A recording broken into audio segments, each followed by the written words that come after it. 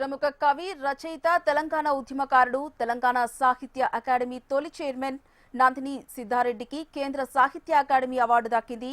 తాను రాసిన అనిమేష కవితా సంపుటికి ఈ పురస్కారం లభించింది. కరోనా కాలంలోని సామాజిక పరిస్థితులే ఇతివృత్తంగా దీన్ని రచించారు. నందిని సిద్ధారెడ్డి తెలంగాణ సాహిత్య అకాడమీ తొలి చైర్మన్ గా పనిచేశారు. నాగెట్ సాలల్లా నా తెలంగాణ అంటూ తెలంగాణ ఆత్మను పలికించిన అక్షర యోధుడు నందిని సిద్ధారెడ్డికి కేంద్ర సాహిత్య అకాడమీ అవార్డు వరించడం గర్వకారణంగా భావిస్తున్నారు.